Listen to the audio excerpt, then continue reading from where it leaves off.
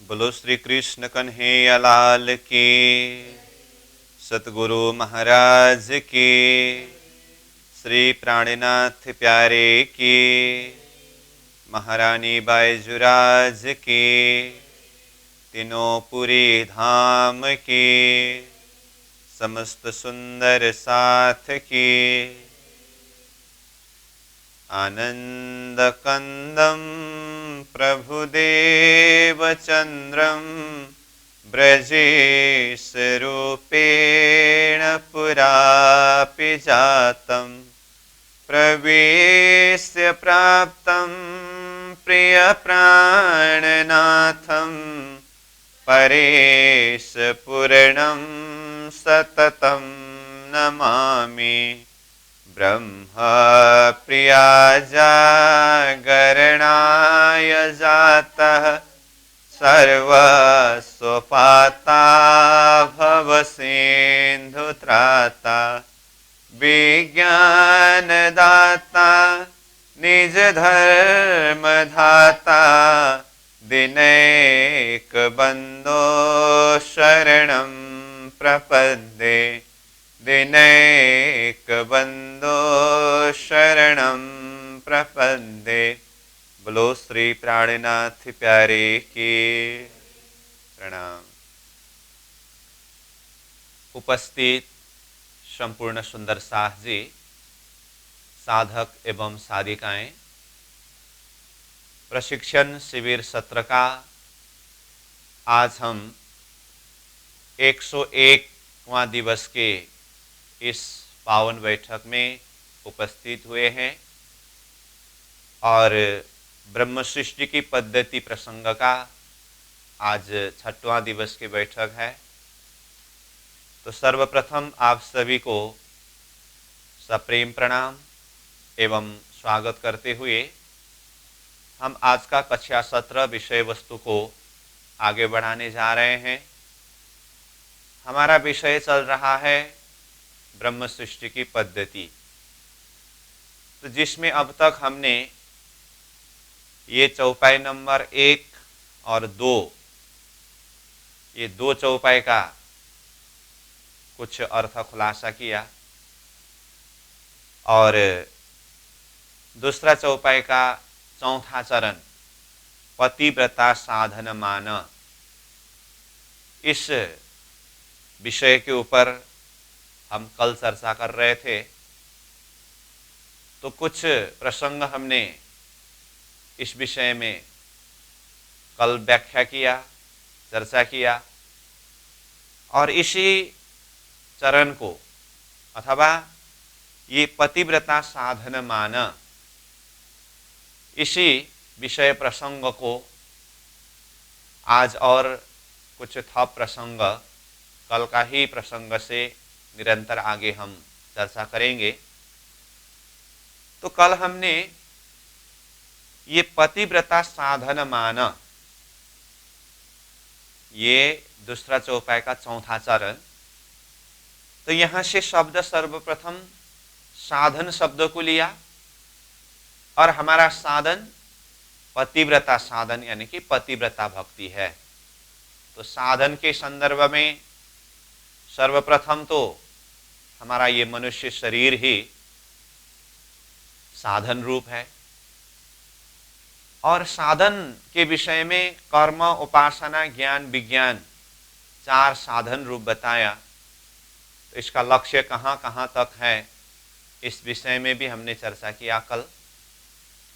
और विज्ञान, तो विज्ञान रूपी साधन का लक्ष्य है अक्षरातीत परम धाम और इसी विज्ञान को मार्फत कहा। और हमने ये भी चर्चा किया भक्ति के 3 प्रकार, सगुण भक्ति, निर्गुण भक्ति और पराभक्ति।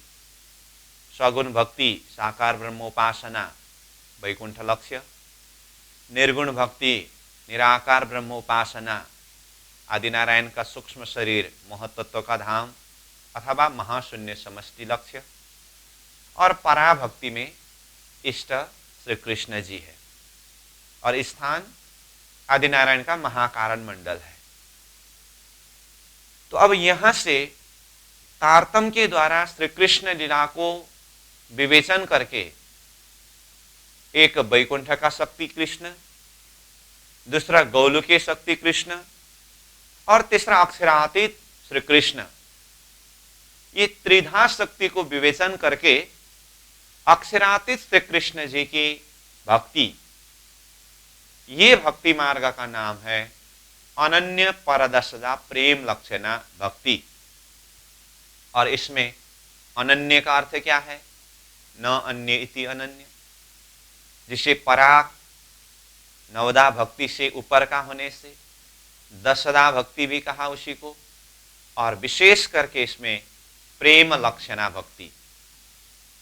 तो प्रेम स्वरूप परमात्मा अक्षरातीत महामती प्राणनाथ जी ने जिन्हें प्रेम ब्रह्म दो एक है इस तरह से कहा, और वही प्रेम स्वरूप परमात्मा के अंगना स्वरूप आत्माएं जो प्रेम का ही अंग है। जैसे हमने आत्मा और परमात्मा के गुण के संदर्भ में शुरुआती प्रसंग से ही चर्चा करके आए हैं। सागर के पानी में भी H2O है और बूंद में भी H2O है। तो परमात्मा सागर है और आत्मा एक बूंद रूप है। और कल भी हम चर्चा कर रहे थे आत्मा और परमात्मा के संबंध के प्रसंग में कि परमात्मा सागर है तो आत्मा लहर रूप है। सागर और लहर सुनने में दो नाम है, परंतु तत्वतः अगर देखे तो वो दोनों जल है और जल का गुण H2O। इसी तरह से परमात्मा स्वरूप जो सागर है और आत्मा को चाहे लहर रूप में माने चाहे बूंद रूप में माने, वो भी H2O है। तो ये उदाहरण के द्वारा हमें समझना ये है कि सच्चिदानंद स्वरूप परमात्मा के अंश स्वरूप आत्मा भी सच्चिदानंद है और परमात्मा सच्चिदानंद के साथ में प्रेम स्वरूप भी है। तो प्रेम स्वरूप परमात्मा के अंश स्वरूप आत्मा भी प्रेम स्वरूप है। इसीलिए ये प्रेम स्वरूप आत्मा, तो इन्हीं आत्मा को यहां खेल में ब्रह्म सृष्टि के नाम से जाने जाते हैं। और ये किसकी पद्धति है? ब्रह्म सृष्टियों की पद्धति।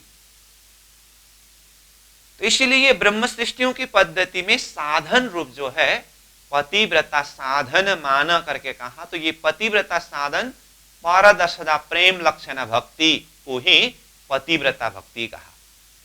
तो कल हमने ये भी चर्चा किया कि परदशदा प्रेम लक्षण भक्ति और पतिव्रता शब्द के बीच में संबंध क्या है।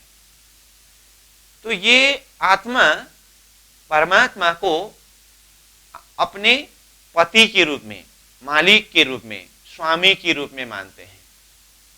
जैसे आत्मा और परमात्मा के संबंध प्रसंग में श्रुति का मंत्र भी हम कल चिंतन कर रहे थे, शैव आत्मा द्विजा भवति पतिश्च पत्नीश्च।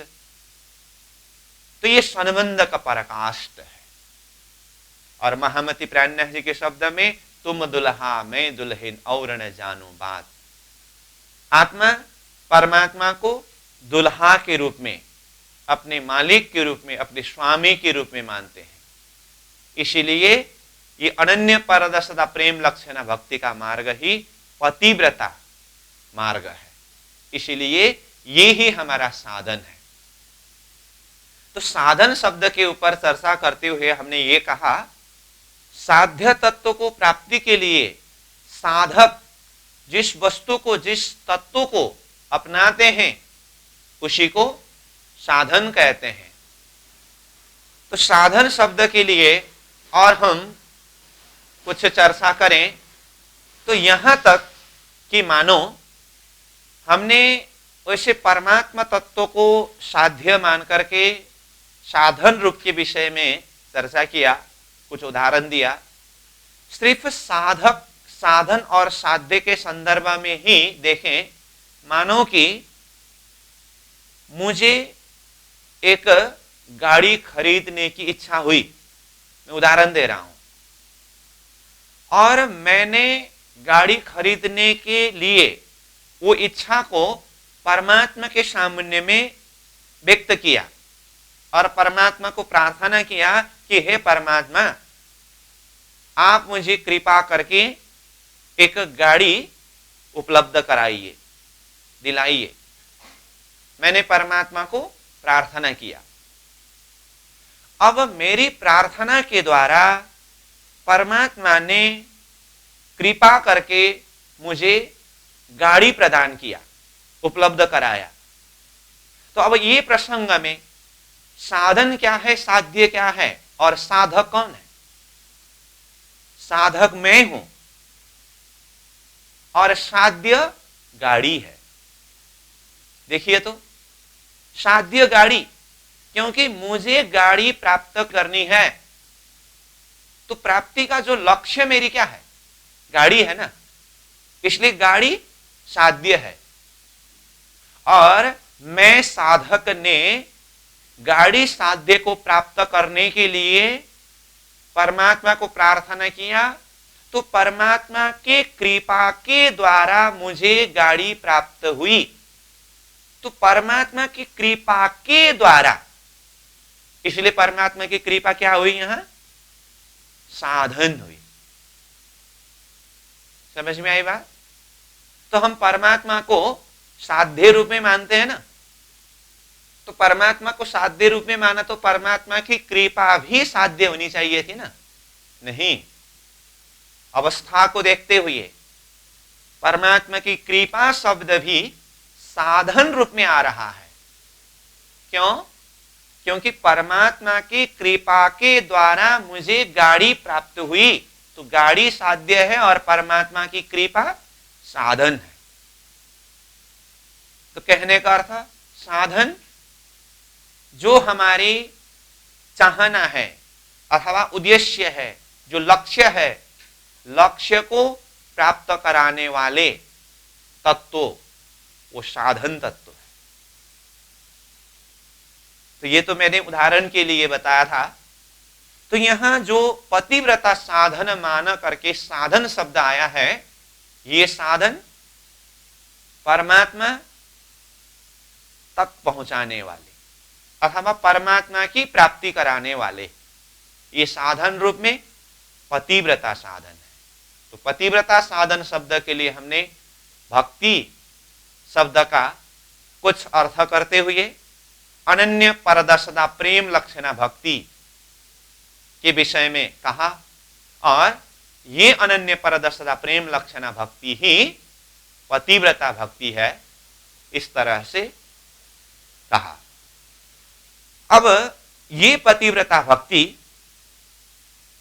जिसमें आत्मा परमात्मा को अपने पति के रूप में अथवा स्वामी के रूप में मानते हैं, और इसको माधुर्य भाव भी कहते हैं।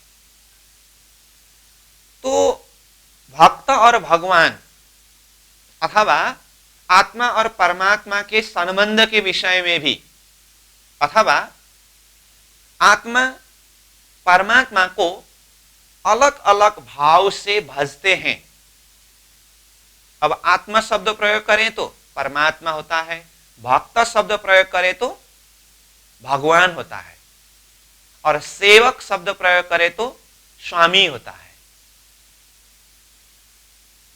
तो चाहे सेवक और स्वामी का संबंध बताए, चाहे भक्त और भगवान शब्द को प्रयोग करके बताए, चाहे आत्मा और परमात्मा शब्द को प्रयोग करके बताए, चाहे जीव और ईश्वर, ये जीव और ईश्वर शब्द को भी प्रयोग किया जाता है। तो चाहे जीव और ईश्वर शब्द को प्रयोग करके समझें, चार प्रकार के भाव से परमात्मा को भजते हैं। तो हम परमात्मा शब्द को ही मुख्य आधार बना करके चर्चा करेंगे। तो वो चार प्रकार का भाव क्या क्या है? दास्य भाव, सखा भाव, वात्सल्य भाव और माधुर्य भाव।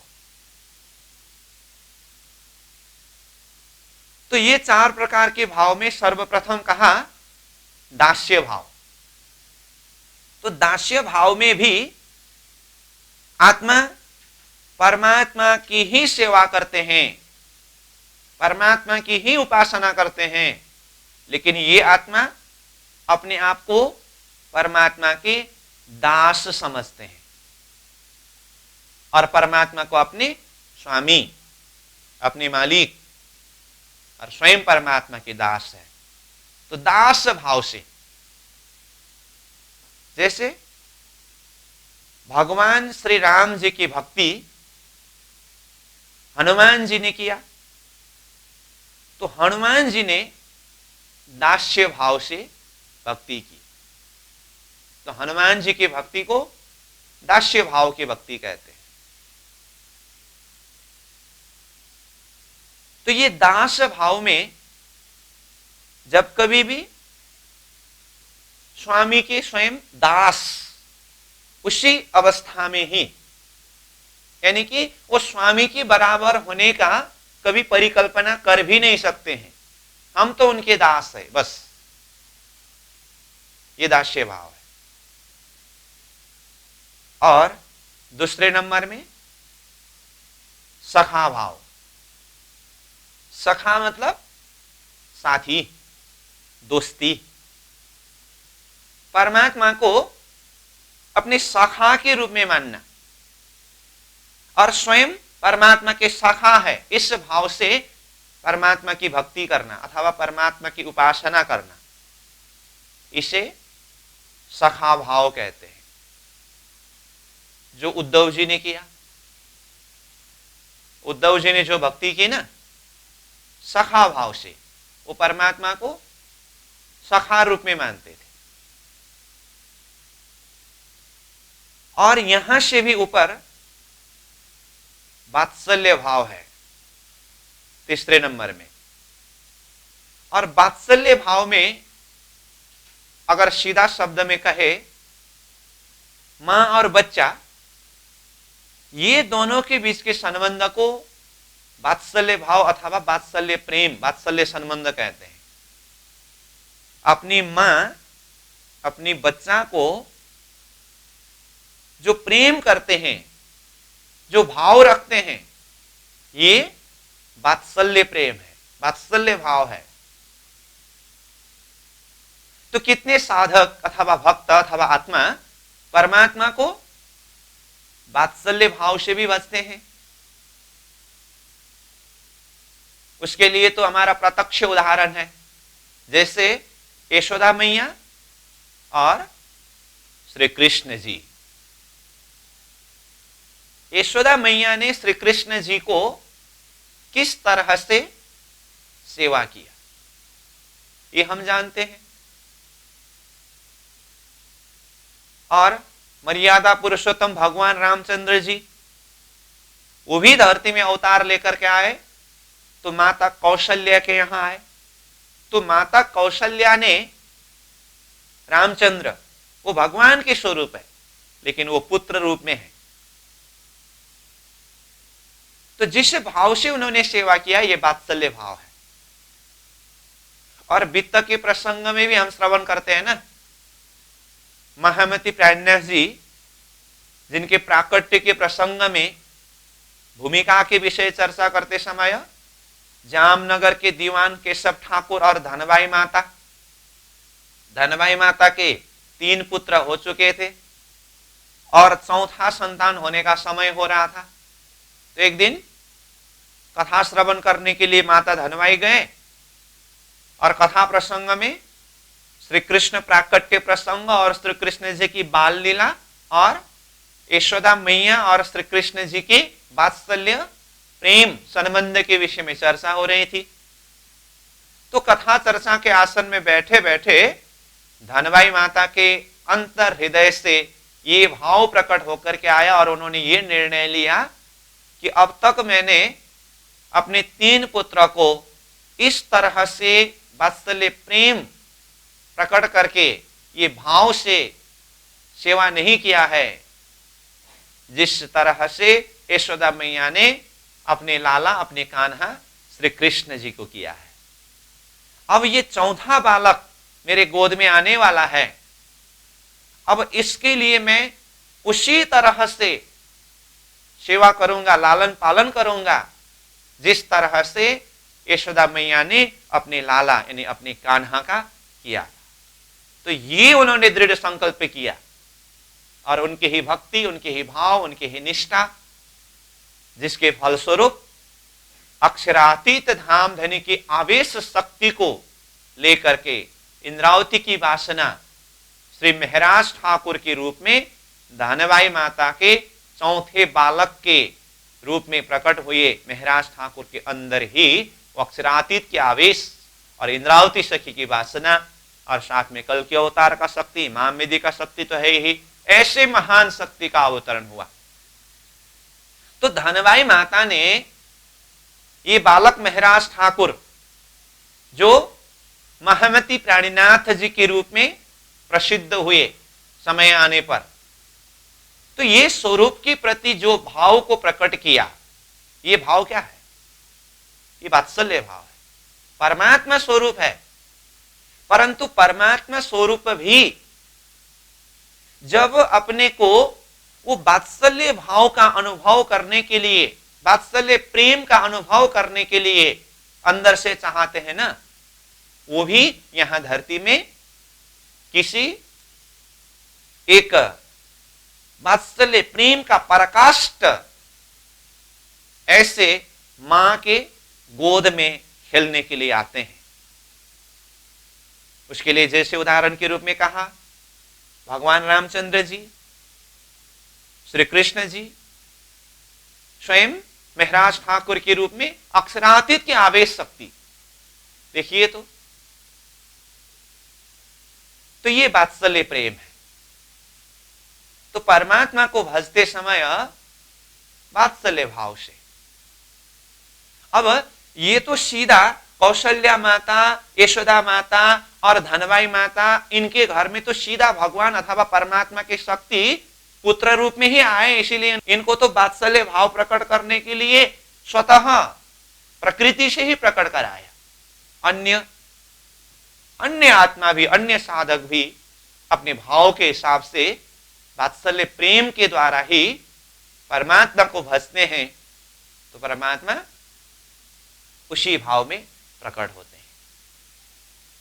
यशोदा मैया के गोद में तो श्री कृष्ण जी पधारे, वात्सल्य प्रेम का अनुभव तो कर रहे हैं, परंतु भाव के संदर्भ में ही अगर कहे तो श्री कृष्ण जी गोकुल में यशोदा मैया के यहां पहुंचने से पहले कहां प्रकट हुए थे? मथुरा के कारागृह में वसुदेव और देवकी के यहां। तो वसुदेव और देवकी के यहां भगवान श्री कृष्ण जी के प्रकट होने का कारण क्या था? तो वसुदेव देवकी पहले पूर्व जन्म में कृष्ण सुतापा थे। इन्होंने भगवान का दर्शन किया तो उस समय में भगवान ने वरदान मांगी करके कहते समय क्या कहा? आपको हम पुत्र रूप में पाना चाहते हैं। तो भगवान को पुत्र रूप में पाना चाहते हैं, ये कौन सी भाव है? ये वात्सल्य भाव है। तो ये वात्सल्य भाव के अंदर वो पहले बताया हुआ दास भाव भी है, सखा भाव भी है और वात्सल्य भाव तो है ही। जो पहला नंबर हमने दास भाव के विषय में कुछ चर्चा किया, दास भाव में सिर्फ दास भाव ही रहता है, उसमें सखा भाव, वात्सल्य भाव, माधुर्य भाव कुछ नहीं रहता। लेकिन दूसरा नंबर जो सखा भाव है, सखा भाव के अंदर सखा भाव तो है ही, साथ में दास भाव भी रहता है।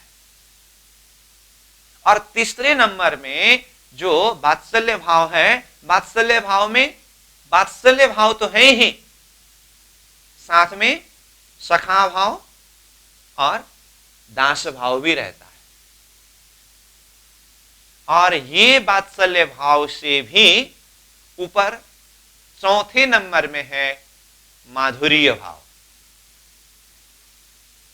तो माधुर्य भाव आत्मा और परमात्मा के बीच का संबंध है, और ये वास्तव में माधुरी यानी कि प्रेम का संबंध है। इसमें विशेषता ही प्रेम का है, माधुर्य भाव।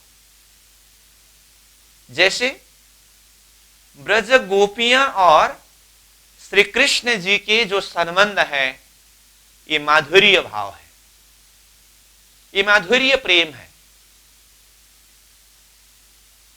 और ये माधुर्य भाव के अंदर माधुर्य भाव तो है ही, साथ में वात्सल्य भाव भी है, सखा भाव भी है और दास भाव भी है। तो ये तो अब भाव के विषय में हम अपनी अपनी समझ के हिसाब से, चिंतन के हिसाब से उस गहराई तक चिंतन कर सकते हैं, समझ सकते हैं। उसको मैंने थोड़ा सा यहाँ एक नमूना रूप ही यहाँ पर जोड़ दिया हूं। तो ये दास्य भाव, सखा भाव, वात्सल्य भाव और माधुर्य भाव की बात मैंने यहाँ क्यों जोड़ा? क्योंकि पतिव्रता साधन मान, हम पतिव्रता भक्ति के विषय में चर्चा कर रहे हैं। तो ये पतिव्रता भक्ति में ये चार भाव में से कौन सी भाव रहता है? माधुर्य भाव। पतिश्च पत्निश्च, ये प्रेम का संबंध है ना, इसीलिए ये माधुर्य भाव है। तो उसके लिए जैसे कहा ब्रज गोपियां और श्री कृष्ण जी के संबंध, और वही आत्मा ये तीसरे ब्रह्मांड जागने के ब्रह्मांड में आए तो तारतम के माध्यम से जो जागृत आत्मा है परमात्मा को माधुर्य भाव से बसते हैं। जैसे कहा तुम दुल्हा मैं दुल्हन और न जानो बात, इस कसों सेवा करो। शब्द क्या आया? इस, यानी कि प्रेम।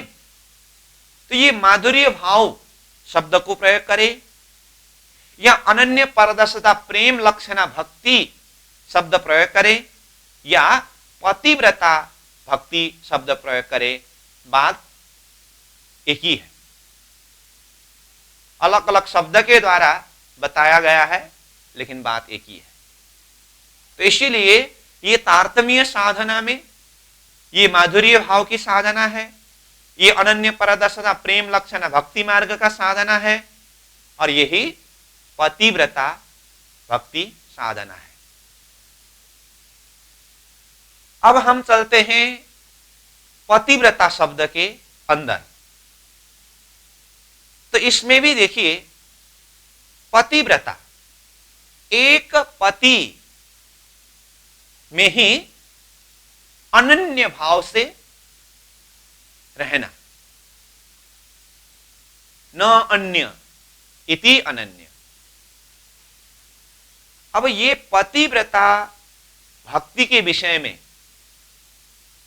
जैसे पतिव्रता शब्द को हम यहां से भी समझने के लिए अगर बात करें, जैसे पतिव्रता स्त्री कहते हैं ना, जो स्त्री पतिव्रता भाव से अपने पति को मानती हो अथवा सेवा करती हो, ये पतिव्रता स्त्री।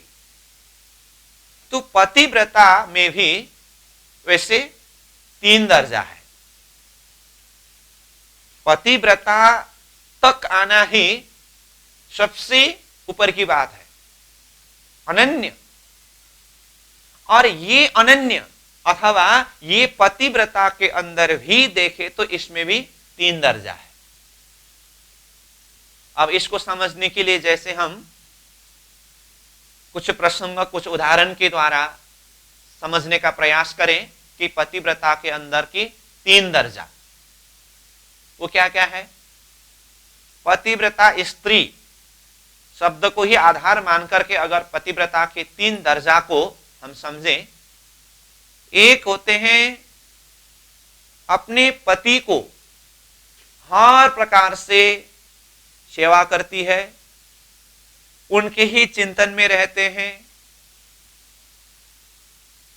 तो इस तरह से पति की सेवा करते करते उनके ही चिंतन करना, इस तरह से चलते चलते मानो बीच में पति का देहांत हुआ।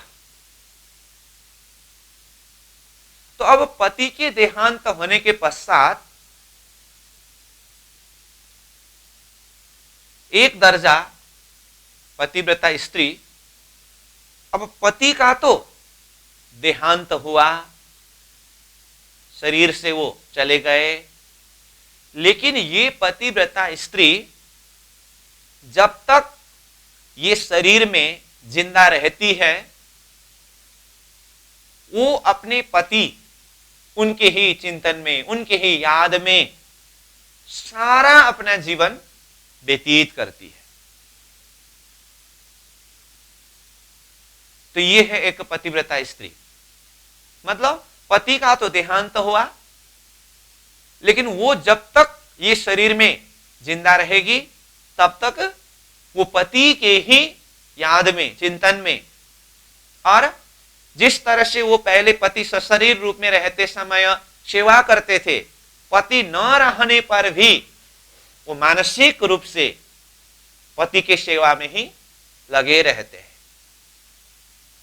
और जब अपना समय आने पर अपने शरीर को छोड़ देती है, प्राण को त्याग देती है, प्राण त्यागते समय अंतिम दम में भी वही अपने पति की याद में ही अपने दम को, अपने प्राण को विश्राम देती है। यह है एक पतिव्रता स्त्री अथवा पतिव्रता का दर्जा। अब दूसरा है, ऐसे ही अपने एक पति में केंद्रित है, कारणवश अचानक बीच में पति का देहांत हुआ।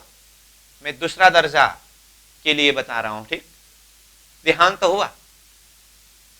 अब पति के देहांत होने के पश्चात उनको अंदर से इतना विरह हुआ, वो अपने आप को संभाल नहीं पा रही। और जैसे ही पति को चिता में रखा, ये पतिव्रता स्त्री पति के विरह में अब अपने आप को संभाल नहीं पाई, वो जिंदा रह नहीं सकती है। इसीलिए ये पतिव्रता स्त्री भी पति के चिता में ही जाकर के अपने आप को साथ में समर्पित कर देते हैं अथवा प्राण को त्याग देती है। तो इससे पहले वाला जो दर्जा हमने बताया, विरह उनको भी अत्यधिक हुआ, लेकिन जैसे तैसे अपने आप को संभाल करके उनके पूरा जीवन, जब तक शरीर में प्राण रहा तब तक पति की याद में व्यतीत किया। ये भी पतिव्रता ही है, लेकिन दूसरे दर्जा वो पूरा अपनी जीवन आयु तक जी नहीं सके। पति के विरह में वो चिता में ही जा करके अपने देह को जला करके प्राण को परित्याग कर दिया। ये है पतिव्रता भक्ति में दूसरी दर्जा।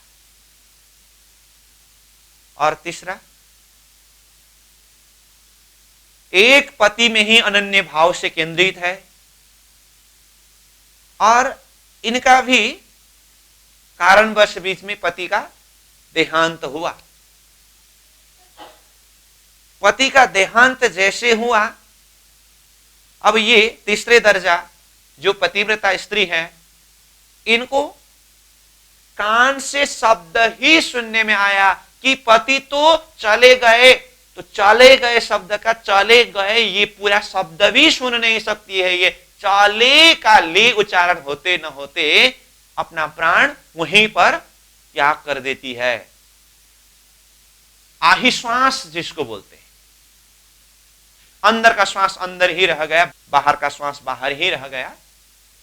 जैसे ही पति चले का च उच्चारण हुआ न हुआ, सुनते ही वो तो अपने प्राण को ही परित्याग कर दी, क्योंकि वो अपने पति के अलावा, पति के बिना एक श्वास भी नहीं ले सकती थी और रह नहीं सकती थी। ये भी पतिव्रता स्त्री है, ये भी पतिव्रता भक्ति है। और इसी के लिए और एक उदाहरण कथा प्रसंग जोड़ते हैं। जैसे एक राजा थे, उनकी रानी राजा को इतना प्रेम करते थे, इतना प्रेम करते थे अंदर से, और बाहर व्यवहार में सब ठीक है, परंतु अंदर से वो रानी राजा को जितना प्रेम करती है बाहर इतना दिखाती नहीं। न दिखाने पर भी उनके भावना के द्वारा ऑटोमेटिक वो प्रेम प्रकट हो ही जाता है।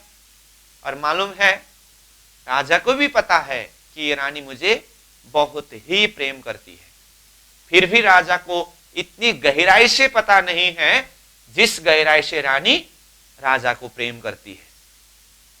तो एक समय में क्या हुआ, अब राजा अपने सैनिकों को लेकर के शिकार खेलने के लिए जंगल चले गए। वो तो प्राय जाते रहते थे।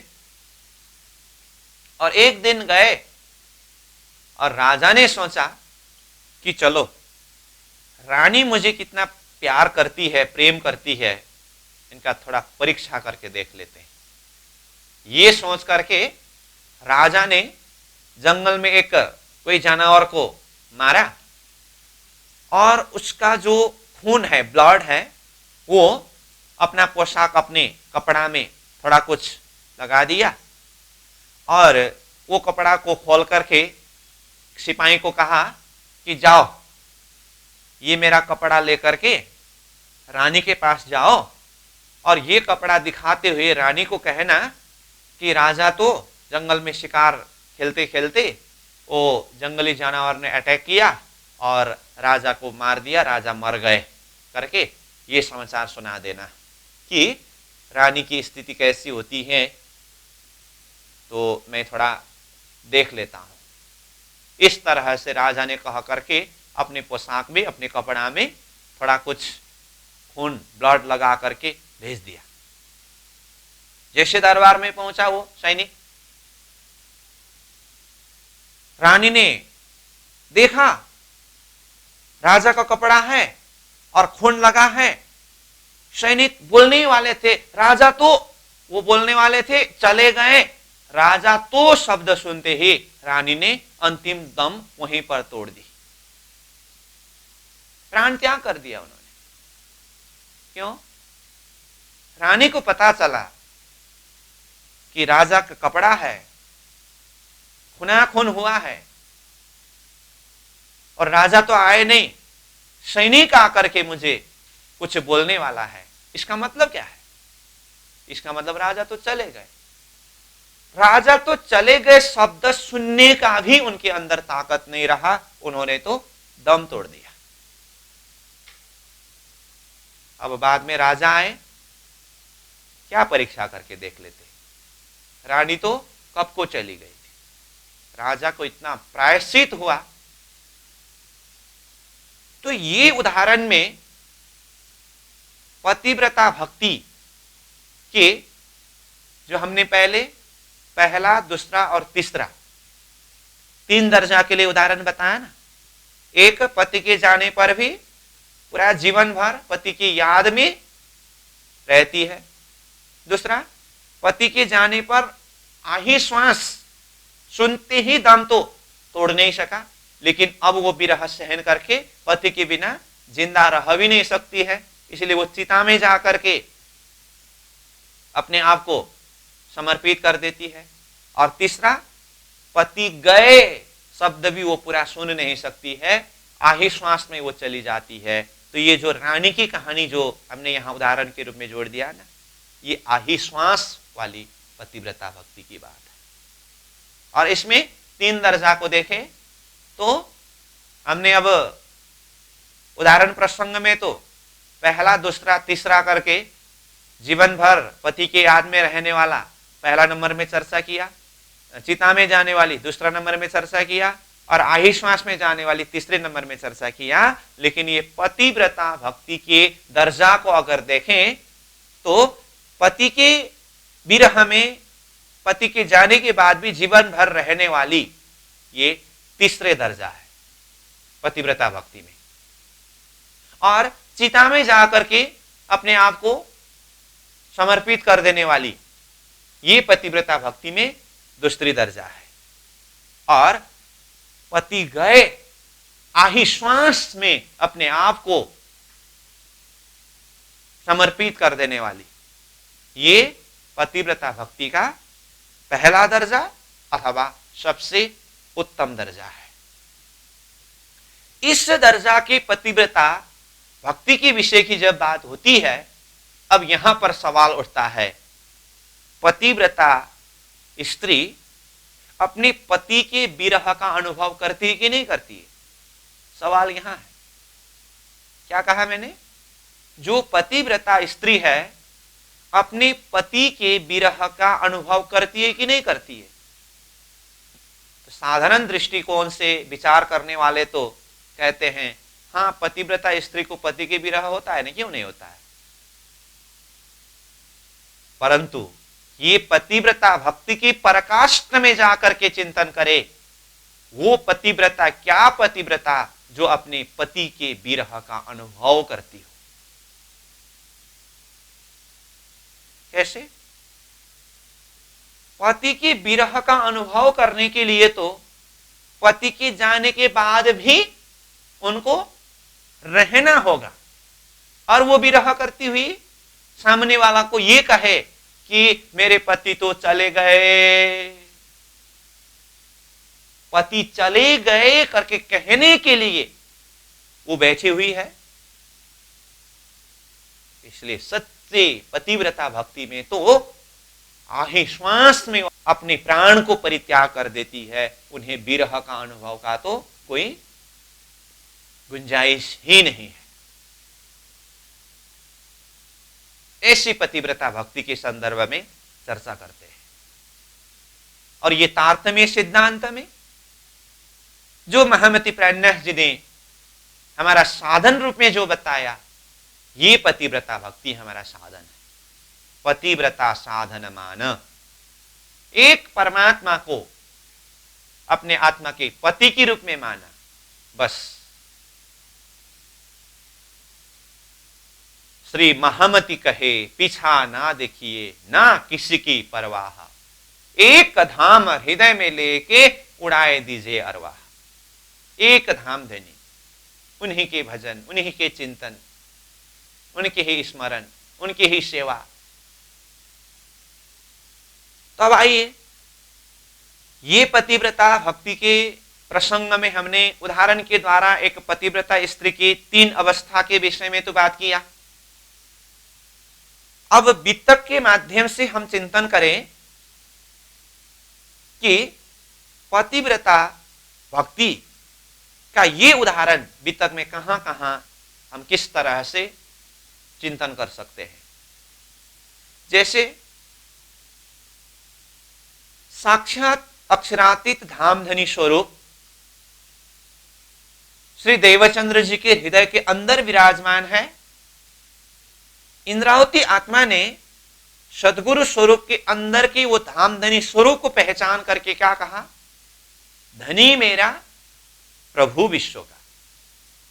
सदगुरु स्वरूप को विश्व ने, दुनिया वालों ने, अब किसी ने गुरु के रूप में पहचान किया, किसी ने अब भगवान के रूप में भी माना होगा, किसी ने प्रभु के रूप में माना, लेकिन मेरे लिए साक्षात धामधनी स्वरूप है। भेष बदल आए धनी साक्षात।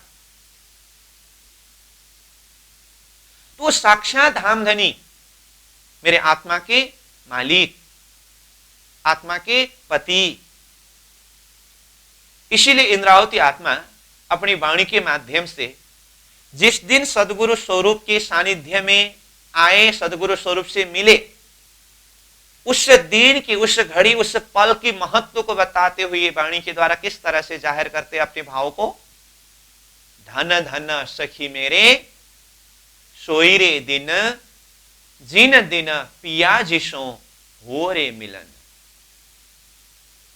हे सखियां, मेरे लिए वो दिन, वो घड़ी, वो पल धन्य धन्य है जिस दिन मेरे प्राण प्रियतम धामधनी स्वरूप सदगुरु स्वरूप के साथ में मिलना हुआ। तो इसके अंदर बहुत सारे भाव हैं, लेकिन मैं सार रूप में ही यहां संकेत कर रहा हूं। मतलब इंद्रावती आत्मा ने सदगुरु स्वरूप को साक्षात धाम धनी के स्वरूप में पहचाना और उसी भाव से वो समर्पित हुए। उसका प्रत्यक्ष प्रमाण क्या है? बहुत सारे उदाहरण वितर्क के माध्यम से हम ले सकते हैं, समझ सकते हैं। उसके लिए एक दो नमूना अगर हम बात करें, जब से सदगुरु महाराज के चरण शरण में इंद्रावती आत्मा आए, सदगुरु की इच्छा विपरीत मार्ग में उन्होंने कभी कदम रखा? मैं इंद्रावती आत्मा हूं तो मुझे परमधाम के दर्शन करनी है, ये उनके अंदर एक प्यास थी। परंतु उसमें भी जब सदगुरु महाराज ने कहा ये हुक्म की बात है, अभी एक ही आसन के द्वारा ही परमधाम का दर्शन संभव है जिस आसन में मैं हूं, और परिस्थिति के कारण इंद्रावती को यहां तक बोलना पड़ा, अगर तुम्हें अभी ही परमधाम का दर्शन करने की इच्छा हो तो मुझे उठा करके तुम बैठो। जब सदगुरु के मुखारबिंद से ये शब्द आया तो इंद्रावती आत्मा ने परमधाम दर्शन करने की इच्छा जो अपने अंदर इतना उमड़ करके आया था, इसको भी रोकना पड़ा। तो देखिए, तो क्यों? ये मैं जिस विषय के ऊपर जिद कर रहा हूं, ये सदगुरु की इच्छा विपरीत है। तो ऐसी परिस्थिति में सदगुरु महाराज ने कहा कि जाओ खेता भाई के धन एकत्रित करके लेके आओ। तो चले गए। उनको अगर धन संपत्ति के हिसाब से ही बात करते तो क्या उनके अपने लिए खेता भाई के धन संपत्ति लेने के लिए जाने की कोई आवश्यक थी? वो स्वयं जामनगर के दीवान केशव ठाकुर के पुत्र थे। वो स्वयं दीवान पद में रह करके काम कर सकते थे, उनके लिए धन की क्या जरूरत थी? परंतु सदगुरु की आज्ञा, गए। 5 वर्ष तक कितना दुख उठाया और वापस आए। 5 साल बाद में वापस आए तो उनको सीधा अपने घर मेड़ी मंदिर में जाना चाहिए था ना। बाकी तो जो भी हो, फुलगाई भी तो है अपनी धर्मपत्नी, वहां नहीं गए, सीधा सदगुरु महाराज के पास में आए और बीच में 45 दिन तक, 1.5 महीना तक नजरबंदन में भी रहना पड़ा। ऐसी स्थिति को भी पार करते हुए वो सीधा सदगुरु के चरण शरण में आए और सदगुरु महाराज ने प्रणाम स्वीकार नहीं किया। तो ये बीतक का सारा विस्तृत प्रसंग तो हम जानते ही हैं। मैं खाली यहां एक पतिव्रता भक्ति बीतक के प्रसंग से हम किस तरह से देखें, उसके लिए कुछ प्रसंग में उदाहरण के रूप में जोड़ रहा हूं। और जैसे घर में जाकर के रहे 2 साल, फिर वहां भी रहने की स्थिति नहीं हुई, फिर कलाजी के पास में जाकर के मंत्री पद संभालते रहे, लगभग 2 साल का समय व्यतीत हुआ तो उनको अंतर हृदय से कैसे भाव प्रकट हो रही थी, अब एकांत में धनी की चिंतन करके धनी की सेवा करके रहूंगा, अब मुझे ये लौकिक काम काज से कोई लेना देना नहीं है। उसी समय में सदगुरु महाराज का बुलावा आया। 9 बार बुलाने पर वो सदगुरु के चरण शरण में आ गए। 22 दिन तक साथ में रहे और सदगुरु महाराज ने कहा, महाराज आज तुम घर चले जाओ, मेरा स्वास्थ्य कुछ ठीक है, कल आ जाना। ऐसी स्थिति में भी उन्होंने गुरु आज्ञा मान करके चले गए। अब मेड़ी मंदिर में महाराज ठाकुर है। मध्य रात्रि के समय में ही सदगुरु महाराज ने अपने शरीर को छोड़ दिया, विश्राम दिया। दूसरे दिन सुबह आए, पता चला सदगुरु महाराज चले गए। अब यहां पर विचार करिए, खास में ये पॉइंट में आने के लिए वित्तकीय कुछ प्रसंगों को खींच करके यहां तक लाया था। अब यहां पर हम सवाल उठा सकते हैं कि पहले हमने पतिव्रता भक्ति के विषय में बात करते समय तो पतिव्रता का 3 दर्जा के विषय में बात किया और सबसे उत्तम पति चले गए सुनते ही आहिश्वास में अपने दम को तोड़ने वाली। और हमने ये भी कहा वो पतिव्रता, क्या पतिव्रता जो अपने पति की विरह का अनुभव करे। तो यहां अब विचार करिए, इंद्रावती आत्मा अगर ऐसी पतिव्रता भक्ति के पराकाष्ठ में उनका भाव होती तो सदगुरु महाराज चले गए सुनते ही अथवा ये अवस्था को देखते ही दम तोड़ करके जाना चाहिए था ना, लेकिन नहीं गए। और बाद में उन्होंने सदगुरु की याद में विरह वाणी को तारतम सागर के अंदर जाहिर किया। तो क्या इंद्रावती आत्मा पतिव्रता भक्ति लोगों को मेरे पति यानी कि मेरे धनी स्वरूप सदगुरु के विरह में मैंने इस तरह से विरह किया करके दिखाने के लिए बैठी हुई है? यहां यह सवाल उठता है। और आगे जाकर के देखें, महामती प्राणनाथ जी स्वरूप धर्म प्रचार करते हुए भिन्न भिन्न स्थानों में बहुत सारे आत्माओं को जगाते हुए अंतिम में पद्मावतीपुरी धाम में पहुंचे। ठीक, 11 साल की जागनी रास लीला के पश्चात 1751 के समय में अक्षरातीत धामधनी स्वरूप महामती प्राणनाथ जी ने अपने पंच भौतिक देह को शांत किया। तो उस समय में भी तो कितने सारे पतिव्रता भाव से, आशिकी भाव से प्राणनाथ जी में समर्पित आत्मा थे, जैसे लालदास जी महाराज, आशाबाई की वासना, छत्रसाल जी महाराज, शाकुंडल की वासना, ऐसे केशवदास जी, अन्य भी कई आत्माएं थे। तो जब महामती प्राणनाथ जी विक्रम संवत 1751 के समय में श्रावण कृष्ण तीज के अंतिम और चौथी के शुरुआत यानी कि चौथी शुरू होने के लिए 2 घड़ी समय बाकी समय में अंतर्धान हुए, तो प्राणनाथ जी में ऐसे समर्पित आत्मा, ये आशिकी आत्मा जो पतिव्रता भाव से प्राणनाथ जी की सेवा में उपस्थित थे, जैसे लालदास जी महाराज, छत्रसाल जी, केशवदास जी का नाम लिया, तो इन आत्माओं को प्राणनाथ जी के अंतिम समय में अपना भी अंतिम दाम तोड़ करके जाना चाहिए था, आहिश्वास में। तो लालदास जी महाराज तो नहीं गए, छत्रसाल जी भी नहीं गए, केशवदास जी भी नहीं गए। तो फिर वो पतिव्रता, क्या पतिव्रता जो पति के विरह का अनुभव करती हो? ये सेंटेंस तो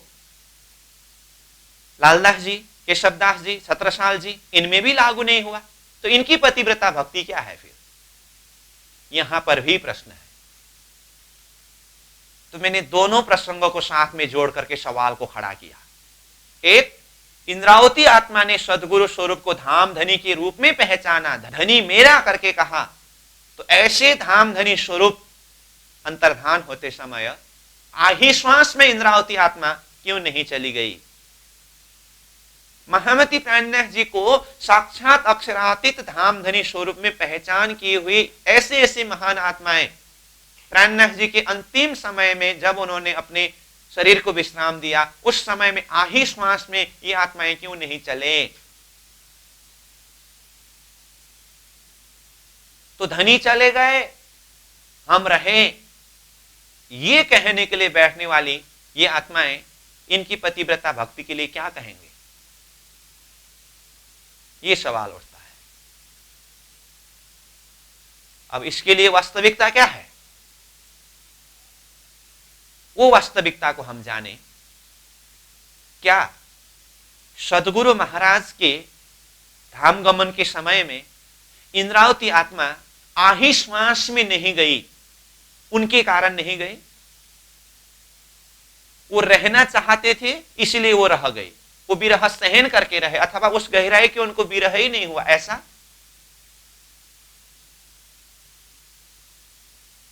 ये तो बात 1712 की है, लेकिन इंद्रावती आत्मा के अपने चाह के हिसाब से, अपने भाव के हिसाब से शरीर छोड़ने को बनता।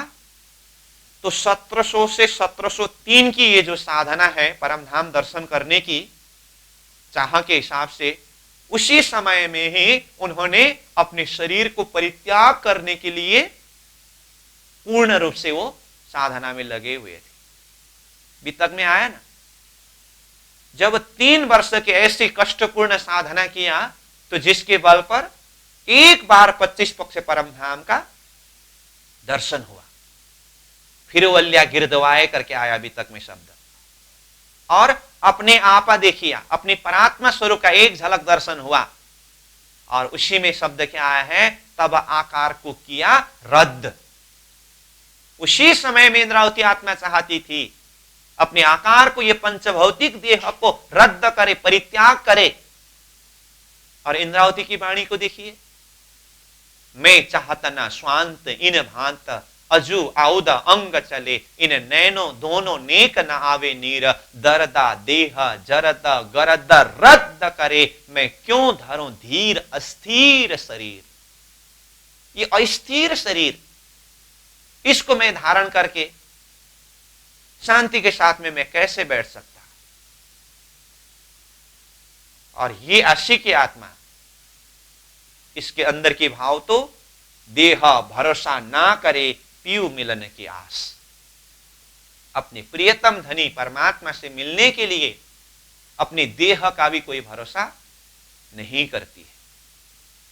इंद्रावती आत्मा ने ये 1700 से 1703 के साधना में ही अपने देह को परित्याग करने की तैयारी में पहुंच चुकी थी।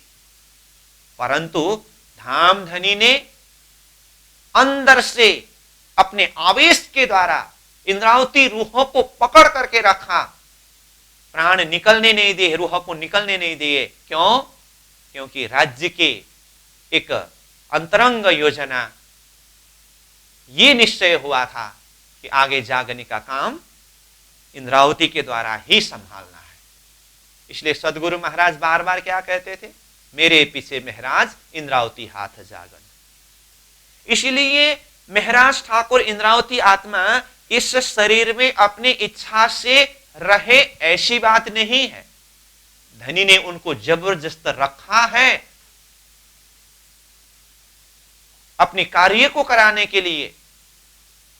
इसलिए वो वाणी में क्या कहते हैं, मैं तो अपना दे रही पर तुम ही राखियो जीव, बल दे आप खड़ी करी, कारज अपने पीऊ। ये है वास्तविकता। मैं तो अपना दे रही, मैंने तो अपने आप को समर्पित कर दिया था। मैं तो ये देह को त्याग करके अपने परात्मा स्वरूप में उठ करके धनी के साथ में मिलना चाहती थी। पर तुम ही राखे जीव, हे धनी आपने ही मेरे अंदर ये जीव को, प्राण को रखा, निकलने नहीं दिया। बल दे आप खड़ी करी, आपने ही मेरे अंदर ये बल दे करके मुझे खड़ा करके रखा। क्यों? कारज अपने पीऊ, अपने प्रियतम धनी के कार्य को कराने के लिए। ये तो पहले की बात है। और ये 1712 में धामधनी स्वरूप सदगुरु महाराज स्वरूप चले गए। आही श्वास में इंद्रावती आत्मा क्यों नहीं गई? तो इनकी भक्ति पतिव्रता भक्ति कैसी भक्ति है? यहां पर अगर हम सवाल उठाएं तो इंद्रावती तो यही कहती है, अच्छा आपने मुझे इतना ही समझा? तो यही चौपाई दोहराएंगे, मैं तो अपना दे रही पर तुम ही राखे जीव, बल दे आप खड़ी करी, कारज अपने पीऊ। इसलिए उन्होंने ऐसे ही भाव को दूसरे चौपाई के द्वारा कहा है, पहले पीतु शरबत मौत का, कर तहकीक मुकर्रर, एक जरा जिन शक रखो, पीछे रहो जीवत या मर। क्या कहा? पहले पीतु शरबत। शुरुआत की लिटि में शब्द बहुत सुंदर है, शरबत पीने की बात है। लेकिन वो शरबत कैसे शरबत है? आगे कहा मौत का। मृत्यु रूपी शरबत को पीने के लिए तैयार हो जाओ। कर तहकीक मुकर्रर, निश्चय करो। मृत्यु रूपी शरबत पीते समय मर गया तो ऐसा संशय युक्त हृदय वो मृत्यु रूपी शरबत को पान नहीं कर सकता। इसीलिए कहा कर तहकीक मुकर्रर, पहले निश्चय करो। एक शक जरा जिन रखो। वो मृत्यु रूपी शरबत को पीते समय मरेंगे या जिएंगे कोई संदेह मत रखो, पियो। पीछे रहो जीवत या मर, उसके बाद जिंदा रहना हो या मरना हो वो तुम्हारे बस की बात नहीं है। जिसको जिंदा रखना है वो रखेंगे तो ठीक है, जिसको उठाना है वो उठाएंगे तो ठीक है। ऐसी समर्पण। अब इस दर्जा के आत्मा को हम ये सवाल करें कि आही श्वास में क्यों नहीं गए? और चौपाई कहते हैं ऐसे ही प्रसंग में, रूह खसम की क्यों रहे, आप अपने अंग बिना पर पकड़ी पियाने अंतर, ना तो रहे ना तन। इसका अर्थ क्या है? खसम की रूह, परमात्मा के अंगना स्वरूप आत्मा क्यों रहे आप अपने अंग बिना? अपनी प्रियतम धनी परमात्मा से मिले बिना ये आत्मा कैसे रह सकती है? ये तो आही श्वास में अपने प्राण को त्याग करके जाती है, परंतु जा नहीं सकी। क्यों? कहा पर पकड़ी पियाने अंतर। प्रियतम धनी परमात्मा ने अंदर से पकड़ करके रखा। अगर धनी ने नहीं पकड़े होते तो ना तो रहे ना तन, ये तन में ये शरीर में जिंदा नहीं रहती। ये है इंद्रावती की वास्तविकता। और यही सूत्र लागू हुआ महामती प्राणनाथ जी स्वरूप के अंतर्धान के समय में, जिनका नाम हमने लिया, जैसे छत्रसाल जी, केशवदास जी, लालदास जी। ये भी प्राणनाथ जी के साथ में अपने अंतिम दम को तोड़ने के लिए बिल्कुल तैयारी अवस्था में थे, परंतु धनी ने जागने के कार्य को आगे बढ़ाने के लिए जबरदस्त इनको शरीर में रखा। तो धनी की इच्छा के विरुद्ध ये आत्मा अपने शरीर को छोड़ करके नहीं जा सकती थी। इसलिए लालदास जी महाराज को रखा बीतक ग्रंथ को लिखने के लिए, केशवदास जी को रखा तारतम वाणी जिल्द बांधने के लिए, छत्रसाल जी को रखा जागने के कार्य को आगे बढ़ाने के लिए। ऐसी अवस्था में, ऐसी ही अवस्था में वो शब्द है, पहले पीतू शरबत मौत का करत हकीक मुकर्रर, एक जरा जिन शक रखो, पीछे रहो जीवत या मर। समर्पण का पराकाष्ठ है ये। तो इसका अर्थ क्या हुआ? पतिव्रता भक्ति के पराकाष्ठ में हमने वो उदाहरण के द्वारा 3 प्रकार की अवस्था के विषय में चर्चा किया, और उसमें सबसे उत्तम दर्जा पति चले गए सुनते ही आहिश्वास में जाने वाले ये पतिव्रता भक्ति अथवा पतिव्रता स्त्री सबसे उत्तम दर्जा में कहा। लेकिन परिस्थिति को देखते हुए अंतिम श्वास में आहिश्वास में जाने वाली आत्मा को भी धनी स्वयं रख करके आगे कार्य को कराती है। तो इसके लिए कोई दर्जा का तुलना नहीं होता है। अब इसको कौन से दर्जा में रखें? इसको क्या अब पति तो चले गए, जीवन भर पति की याद में रहे, इस दर्जा में रखेंगे? नहीं, ये तो बिल्कुल धनीमय हो गए। तो ये पतिव्रता भक्ति की जो बात वाणी के अंदर से वित्त के प्रसंग के द्वारा एक आत्मिक भाव की पराकाष्ठ को हम चिंतन कर सकते हैं। तो ये आत्मिक भाव, पतिव्रता भाव, ये हमारा मार्ग है। इसीलिए पतिव्रता साधन मान, ये हमारा पतिव्रता साधन है। तो आज का भी हमारा समय पूरा हुआ। तो कल भी हम पतिव्रता साधन मान इस शब्द के ऊपर ही चर्चा कर रहे थे, और आज भी इसी शब्द को लेकर के कुछ चर्चा किया, और अभी भी कुछ विषय पूरी नहीं हुई है। और आने वाला कल भी हम यही पतिव्रता साधन माना, इसी के ऊपर और कुछ चर्चा करेंगे, फिर आगे बढ़ेंगे। आज के लिए यही विश्राम। पूर्णमदः पूर्णमिदं पूर्णात् पूर्णमुदच्यते पूर्णस्य पूर्णमादाय पूर्णमेवावशिष्यते। प्रणाम।